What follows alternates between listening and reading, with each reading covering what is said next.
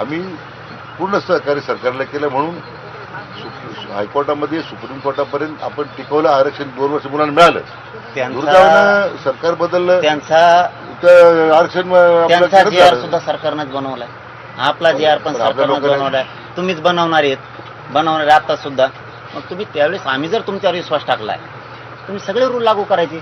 2001च्या कायद्याचे, 2000च्या कायद्याचे, 1931ची जनगणना तुम्हाला 3दा-4दा लिहून दिली मी.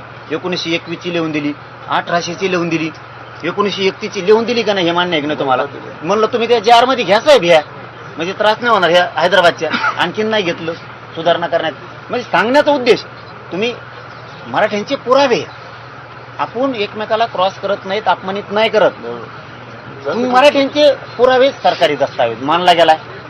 जर तुम्ही मानला गेला नाही, सरकारी दस्तावेज निजामाचा आहे, शिव सरकारी दस्तावेज मान्य ग्राह्य केला जाणार नाही असं जर तुमचं म्हणणं असेल तर 1931ची जनगणना मान्य केली देशाने, इंग्रजाची, त्यांची कसं काय मान्य केली?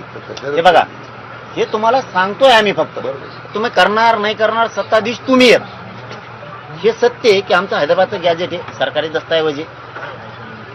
कोल्हापूर संस्थान, सातारा संस्थानपेक्षा मोठं कोणीच नाही, त्यांनी सगळ्या जुन्याला आरक्षण दिलंय. त्यांचं जर कोर्टात चॅलेंज होतंय आधार म्हणून, तर 1994ला आधारच नाही ना जे आरला. आमच्या लेकराबद्दल एक वागता, दुसऱ्याबद्दल एकच काय वागताय तुम्ही? भांडणीत आहे. तुमच्यावर एकट्यावर विश्वास ठेवून 10 महिने दिले साहेब, बोलशी की नाही? 10, आज 10 महिने झाले. काय चुकीचं भांडतोय राव मी? तुमच्या हातून जर माझ्या समाजाच्या लेकराचं कल्याण होणार असलं, आज भांडण, उद्या प्रेम बी करील ना. तुम्ही जर म्हणता भांडूच नको, तो आंदोलन बसू नको, उद्या माझ्या पोराच वाटलं होते 58 लाख नोंदीतले व्हॅलिडेज दिल्याने. एक दुसरं हैदराबाद गॅजेट काढले, नाही देत प्रमाणपत्र. तुम्ही म्हणतात अधिकाऱ्याला सांगितलं नाही, सरकारने सांगितलं, कचाकच नाव सांगू नाव तुम्ही करता सस्पेंड, त्याला नाव सांगवत. वरून डायरेक्ट सीएम ऑफिसून फोन आला, सध्या थोडं थांब. सध्या थांब म्हणलं, ते बिचारायला नोकरी करायची, गेलं थांबून. अर्ज दाखवायचे का? तुमचं म्हणणं अर्ज नाहीत, मी तुम्हाला एकट्या म्हणतात मारण्याचा अर्ज दाखवतो. फोन करतील. आता आपण मी ऑफिस म्हणतोय, ऑफिसात एवढा दम नाही फडणवीस साहेबाच्या. कोणीतरी त्यांच्या नावाखाली फोन केला. विखे पाटील साहेब देवेंद्र फडणवीस साहेबाला विचारतात काय गांडीत दम आहे, कोणाचा फोन लावायचा?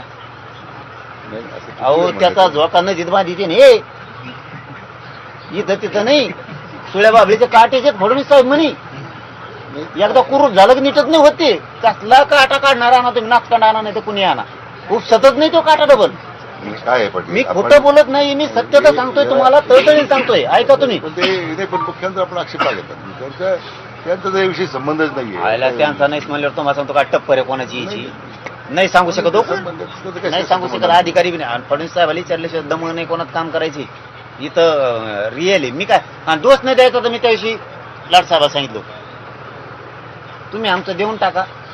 कशाला नाव ठेवतो आम्ही? म्हणून मी आपल्याला विनंती, कशाला ठेवू?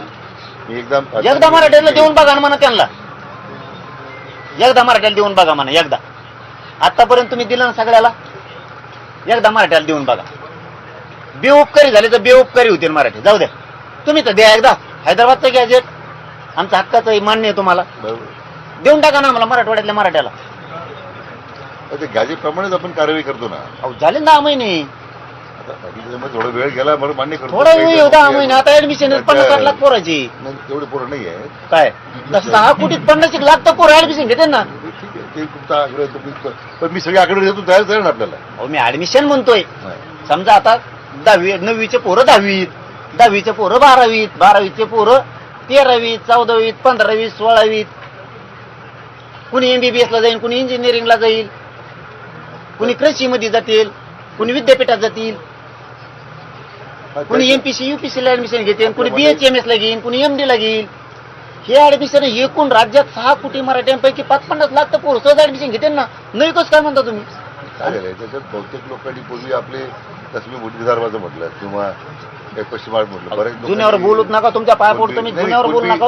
हे नवीन 58 लाख नोंद येत म्हणतात, जुन्याचं काय काढतात 19 ते ना. आम्ही एकच येत, आमच्या रोज पोरी त्यांना देते, त्यांचे आम्हाला देतात. फक्त तिकून इकडे आली की ती ओबीसी जरा ती, आणि तिकडे गेले की आमची पोरगी ती ओपन राहती.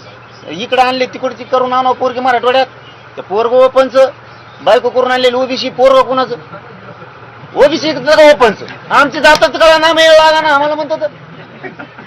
एक तिथं पोरी भेटायला टुप्पन मोडत आहे.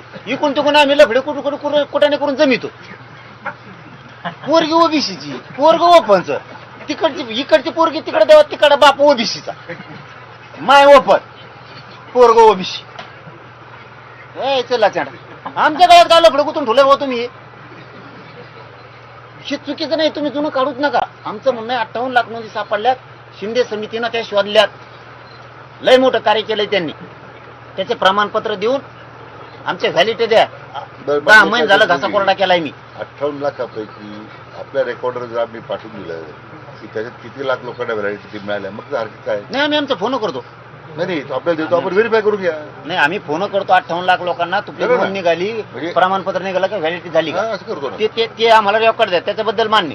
हैदराबाद गॅझेट नुसार एक सुद्धा प्रमाणपत्र दिलं नाही असं आमचं म्हणणं आहे.